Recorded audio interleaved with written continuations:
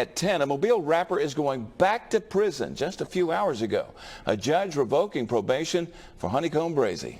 The decision comes more than a month after a hearing for the rapper, whose real name is Nashawn Jones. Fox News' Shelby Myers joining us here in studio with the very latest on this. And Shelby, it looks like Jones is going back to prison for a long time. Yeah, it does, Byron and Lenise. Jones only served 18 months of a 15-year sentence on a gun charge.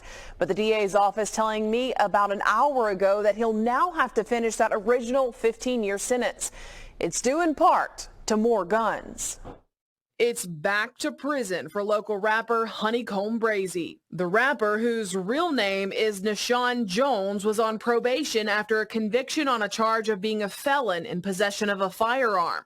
In a June 16th hearing, prosecutors asked the judge to send him back to prison for violating the terms of that probation. They presented 15 video clips showing Jones with guns or drugs, saying he didn't show up for much of his meetings with his probation officer, and also said Jones admitted to using drugs while on probation. The defense argued that the guns and drugs in the videos were stage props for music videos. Even if true, the judge wrote in his order, that does not explain a shootout that the defendant was present for in Montgomery that was caught on surveillance video at a barber shop. The documents say Jones' associates traded gunfire with unknown assailants, and Jones later posted an account of the incident on social media. When prosecutors accused Jones of failing to check in with his probation officer, the defendant implied that he ignored the orders to report because he feared his life was in danger following the killing of his grandparents, Tony and Layla Lewis.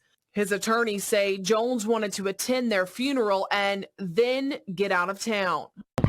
Oh, Lord have mercy. Y'all hear this junk? Jones's grandparents died in a shooting and house fire in the Happy Hills community in February. No one has been arrested in that case.